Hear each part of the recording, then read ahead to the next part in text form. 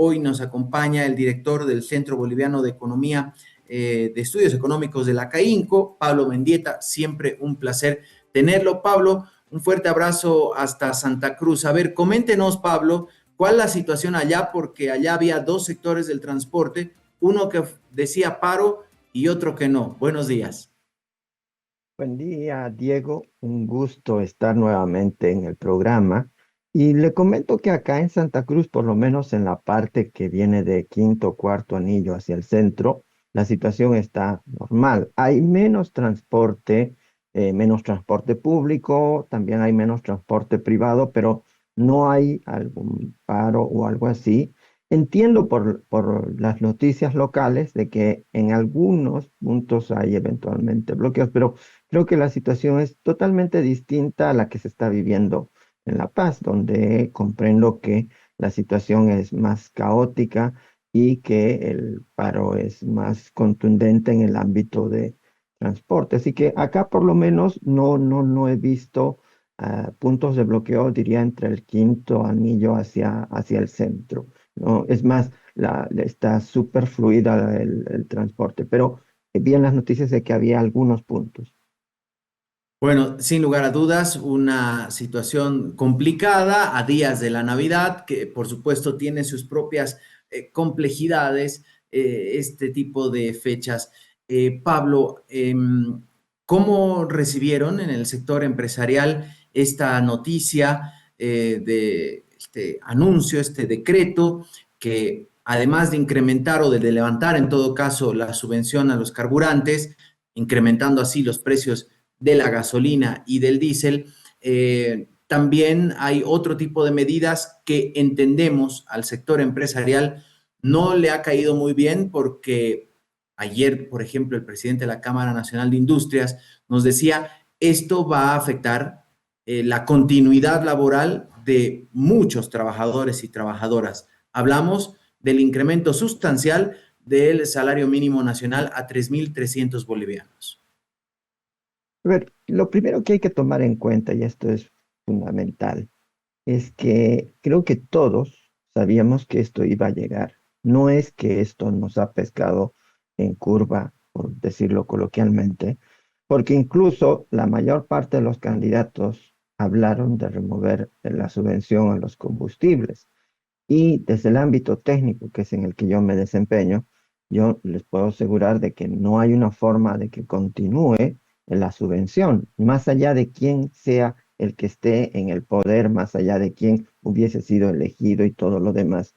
Lo que hay que ver es que la situación desafortunadamente ha sido insostenible y creo, haciendo un análisis de esto, el problema radica en que pensamos que en 2010, cuando se retrocedió en esta medida, teníamos que archivar esta idea y listo. Y uno de los problemas que de estos 15 años, de todos los 15 años, es que no se han creado mecanismos que puedan ayudar a mejorar la subvención, a focalizar la subvención o en su caso a reemplazarla con mecanismos adecuados para que la población vulnerable no sienta el efecto de esto. Entonces creo que un mea culpa a nivel país, no estoy hablando solo a nivel de un gobierno, es que debimos haber hecho nuestro trabajo, nuestra pega de identificar cómo ayudar a la gente vulnerable, porque la corrección de precios del combustible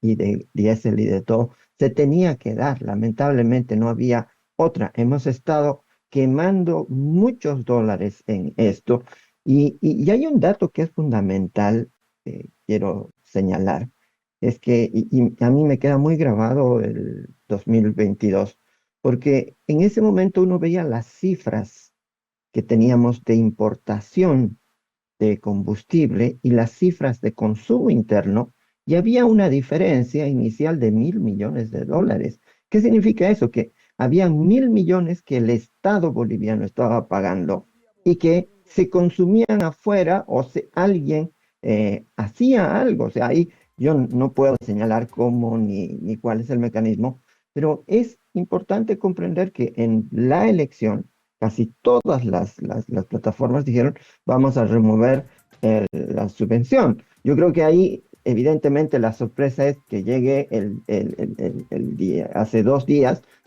lo que todos no esperábamos así, pero tenía que darse, o sea, tenía que darse, o en mi opinión, antes, y el error fue no haber diseñado desde el Estado mecanismos adecuados de focalización, de ayuda para el sector vulnerable. Por eso es que se recurre a métodos que son que llegan solo a una parte de la población. La objeción en el ámbito empresarial sobre el salario mínimo radica en que la evidencia nos muestra muchos trabajos en los cuales el alzas del salario mínimo han estado asociados a menor crecimiento del empleo. Y creo que una situación de estanflación, de recesión como la que tenemos ahora, es mucho, mucho más complicado. De todas maneras, y cierro esta parte con esto, creo que a diferencia de 2010, la medida debe continuar, porque en 2010 yo me encontraba en el Banco Central y pude ver cómo los precios se modificaron hacia el alza pese a que la gasolina bajó. Entonces ya mucha gente está empezando a ajustar los precios hacia el alza y sería un error tremendo el retroceder en la medida.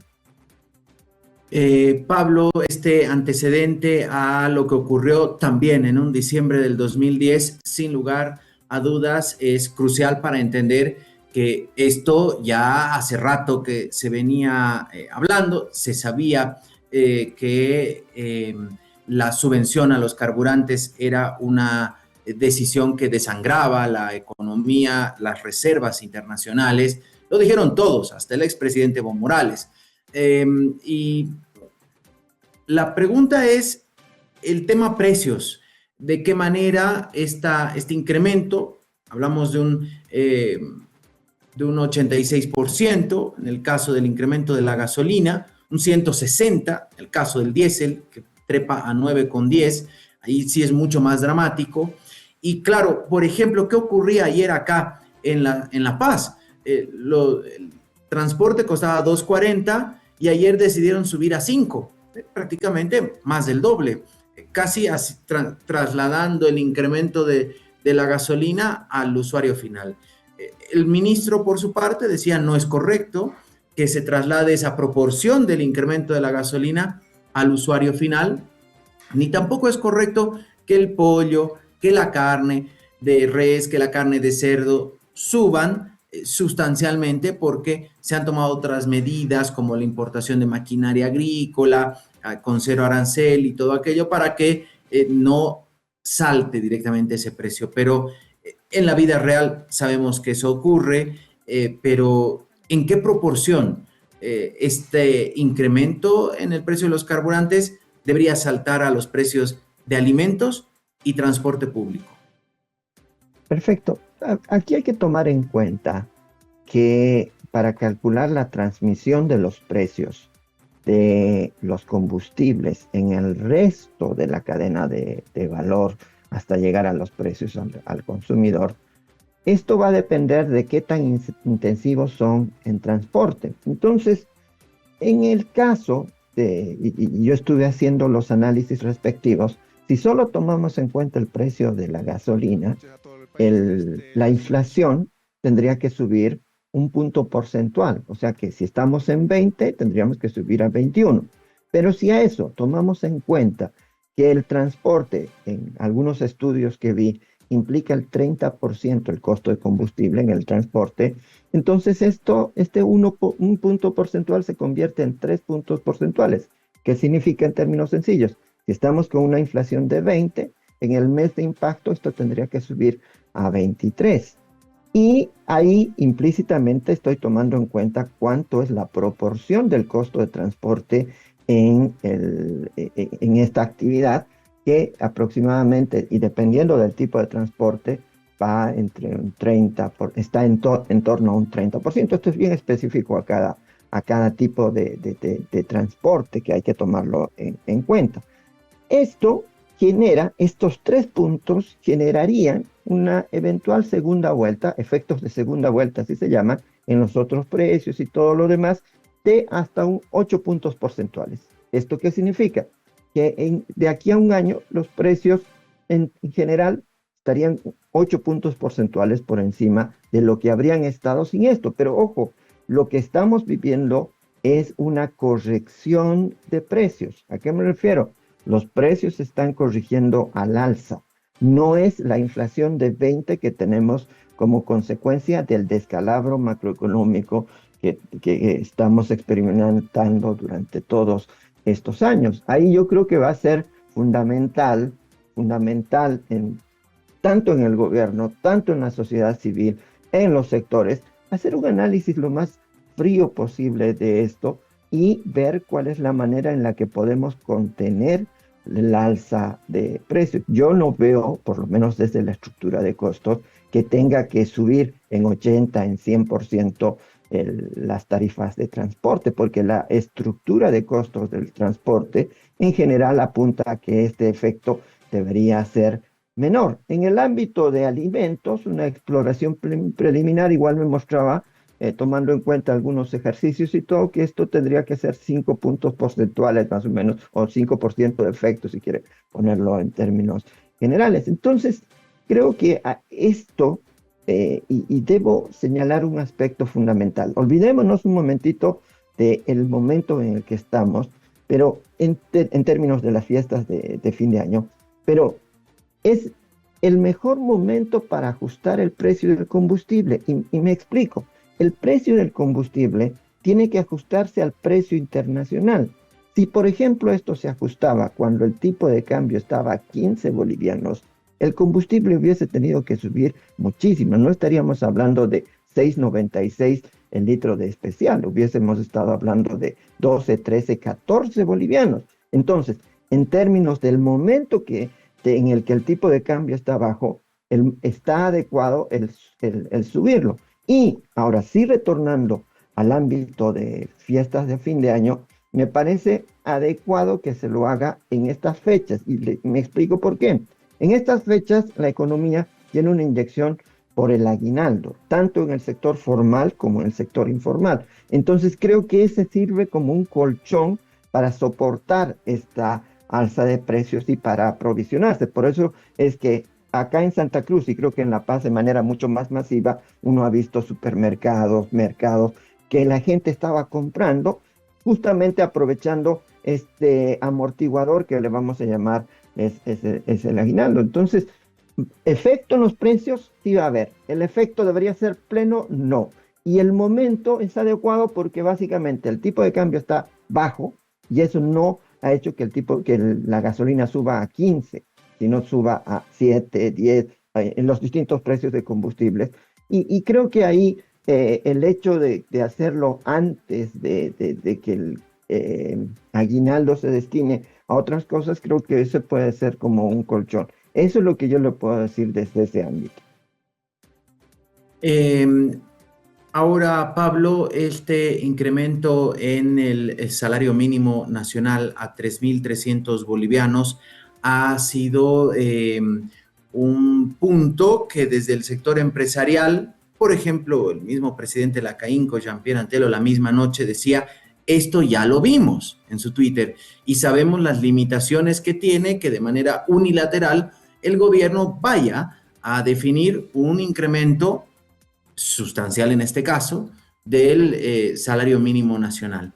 ¿De qué manera este incremento va a impactar en el sector empresarial, no solamente en el gran empresario, sobre todo me pongo a pensar en las micro y pequeñas industrias?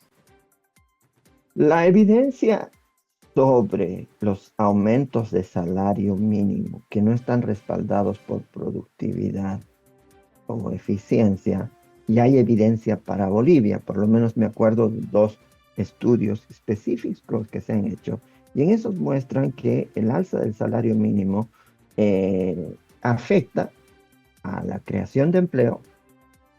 Dos, también afecta al empleo formal, ese es al que le afecta, ¿no? Porque al afecta les... Y tres, afecta al empleo formal de las pequeñas y medianas empresas. Yo creo que acá no queda ninguna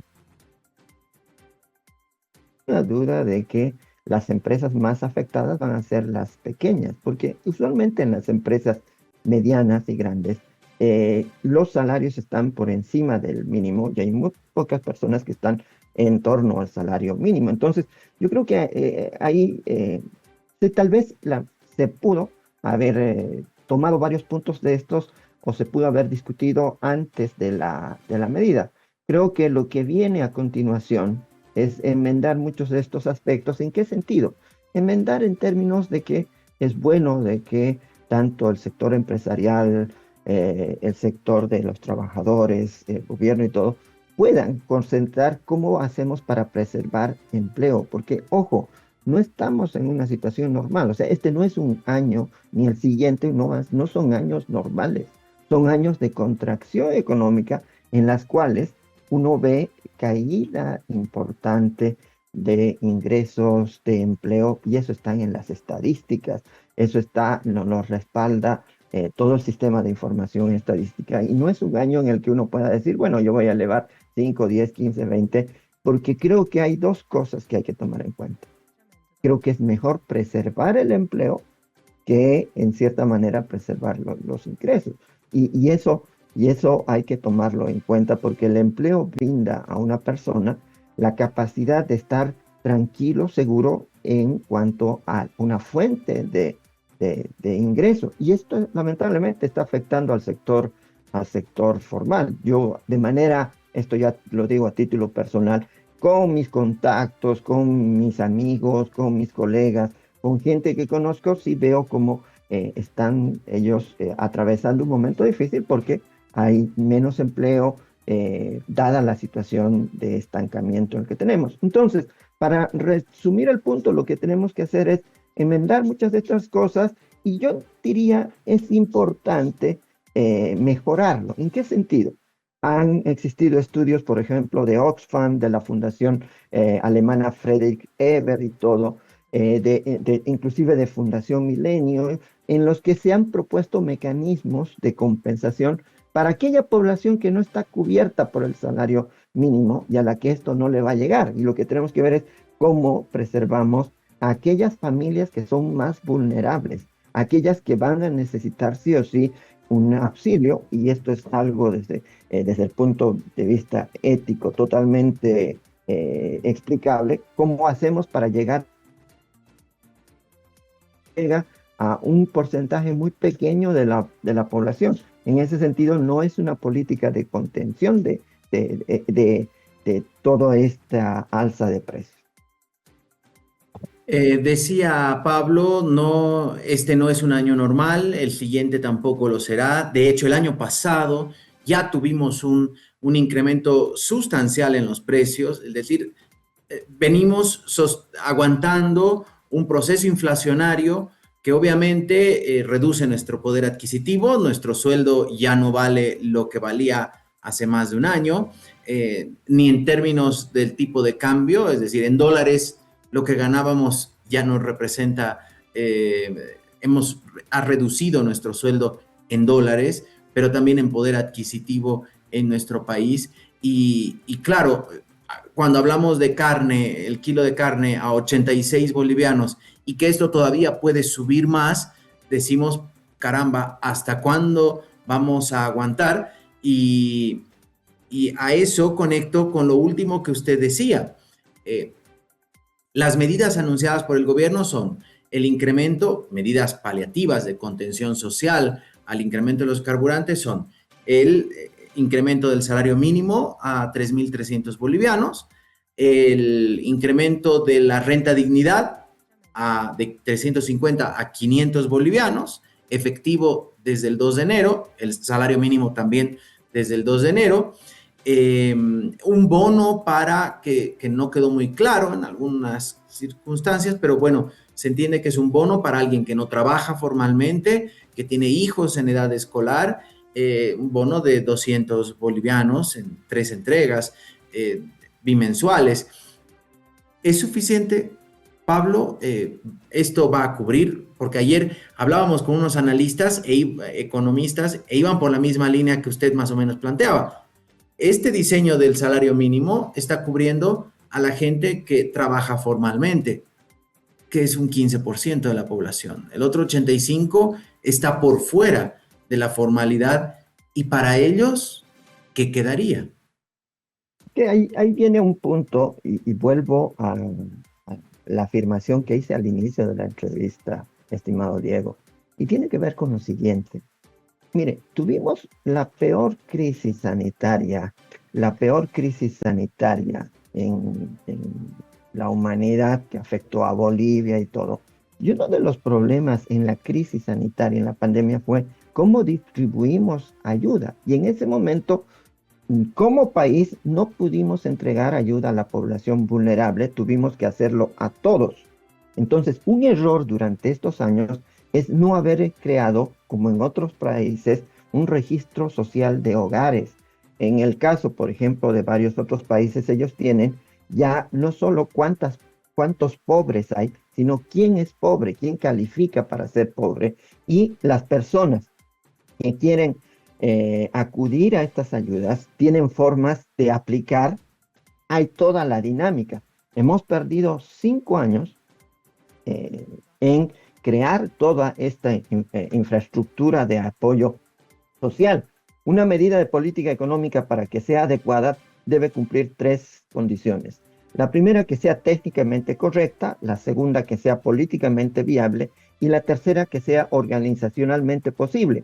Y en el ámbito tercero, en el de organizacionalmente, el problema ha sido de que no hemos creado los mecanismos y hemos tenido 4 años para hacerlo. Para decir, mira, si habría una pandemia, ¿a quién tendría que ayudar? En este momento, lo que tenemos es una situación muy complicada en términos económicos y esto necesita mejorar. Vuelvo, hay estudios de Oxfam, estudios de la Fundación Frederick Ebert, estudios también de Fundación ARU y hasta donde sé informalmente, también otros organismos internacionales han hecho estudios. Entonces, ¿qué se tiene que hacer de manera urgente? De manera urgente lo que se tiene que hacer es agarrar a toda esta gente y decir, agarremos en 1 o 2 meses, veamos cómo vamos a identificar que este señor es pobre, este no lo es, y le vamos a dar la ayuda que necesita.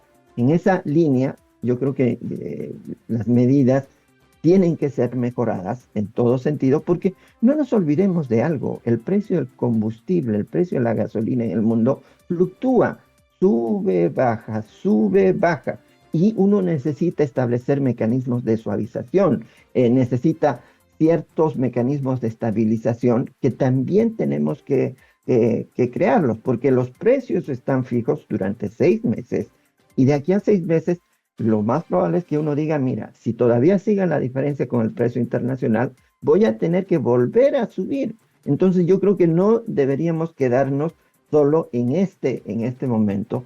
Y lo que más le conviene al país en una situación tan dramática como la que estamos, de una recesión en la que la actividad económica está cayendo a 2,5%, y eso es hartísimo para una situación como esta. Entonces lo que tenemos que ver es cómo normalizamos todo esto, porque yo me encantaría, le digo a título personal, de que muchas cosas se mantengan, que se mantenga un tipo de cambio fijo, que se mantenga el precio del combustible bajo y muchas otras cosas, pero este desequilibrio ya no puede ser sostenido. O sea, yo le aseguro que aún pase lo que pase, alguien va a tener que cambiar el precio de los combustibles.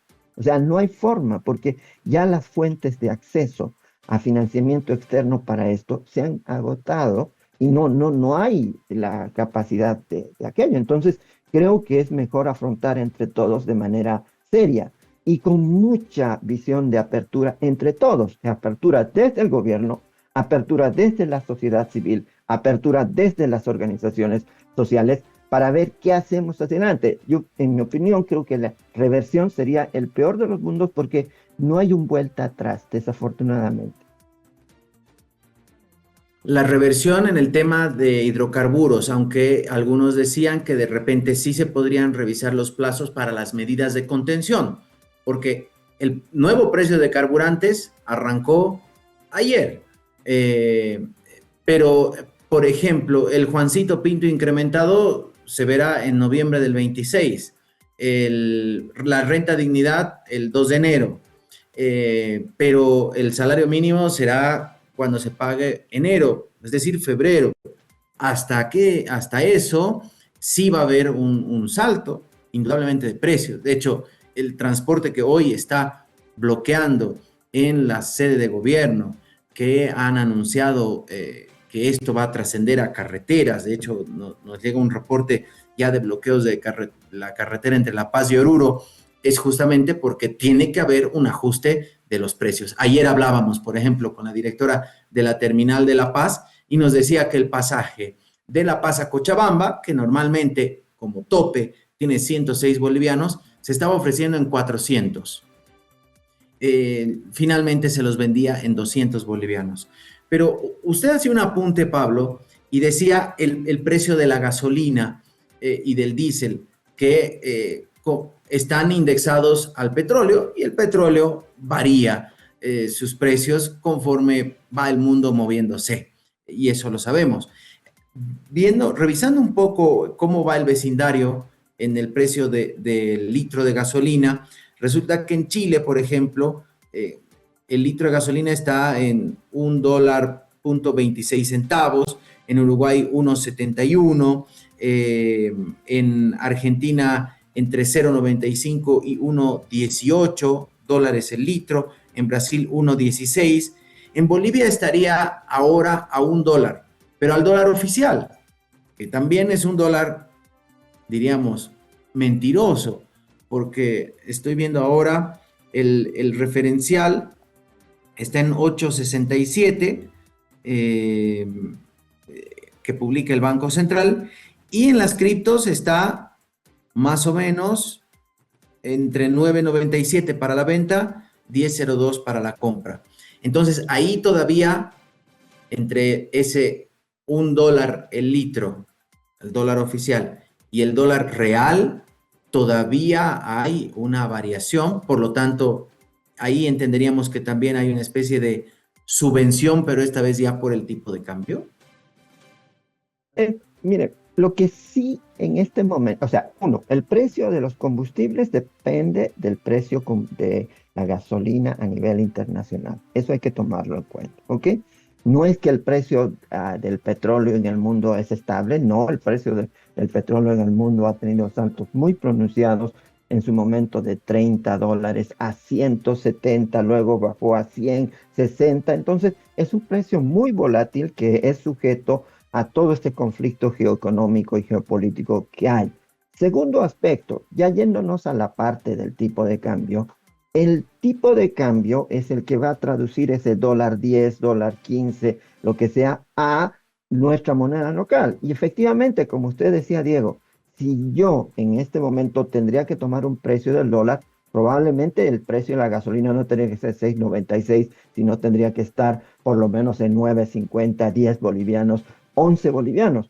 Ahí es donde yo decía, mire, el hecho de hacerlo en un momento en que el tipo de cambio está bajo comparado con lo que tuvimos, por ejemplo, en mayo del año pasado, está bien porque no está subiendo el precio de la gasolina y del diésel a niveles que nos tendrían que haber obligado a subir a 14, 15 o inclusive más bolivianos. O sea, y esto hay que tomar en cuenta que, dada la brecha que usted muy bien la identifica, va a tener que seguir subiendo. Entonces, vamos a tener que crear todos estos mecanismos para que esto no genere todos los problemas en términos de conflictividad, no genere una situación muy desafiante para familias vulnerables. Entonces hay muchas cosas en política pública que se tienen que hacer hacia adelante, porque esta historia no se ha acabado. Esta es una novela en desarrollo, esta es una historia en desarrollo que va a seguir y necesitamos enfrentar el problema entre todos. Yo creo que aquí va a ser fundamental ponernos a trabajar entre todos y, como le decía, mucha apertura de parte del gobierno, mucha apertura de parte de la sociedad civil y también recibir toda la asistencia técnica. No somos el único país en el que se ha subido el precio de la gasolina. Me tocó reunirme hace unos 3 meses con alguien de un organismo internacional encargado del área andina y me decía, mire, en Ecuador, porque también supervisaba Ecuador, en Ecuador la situación de Ecuador y Bolivia es muy similar, solo que en Ecuador no había filas. Las personas decían, ¿por qué no se han subido si es que aquí no hay filas? En cambio, acá nosotros sí hemos experimentado filas. Yo estuve 27 horas hace un año haciendo fila, 27 horas, no me puedo olvidar. Entonces, sobre esa base, digamos, me comentaba que en el caso de Ecuador se habían tomado como 17 medidas compensatorias. No me explicó el detalle de cuáles eran, cómo eran, pero sí va a ser relevante que también acudir a la cooperación internacional, no en términos de dólares, sino en términos de asistencia técnica, de decirles, miren, en otros países cómo han hecho esto y cómo podemos adoptar esos sistemas. Yo creo que todavía hay mucho por hacer hacia adelante, estimado Diego, y que creo que tenemos que enfrentarlo de la manera más seria, de la más adecuada, porque el mentirnos, el decir, no, sí, podemos estar con 3,74 es falso, o sea, eso no existe, es una mentira y lamentablemente el país no soporta. Y ojo, estoy hablando del país, no estoy hablando del gobierno.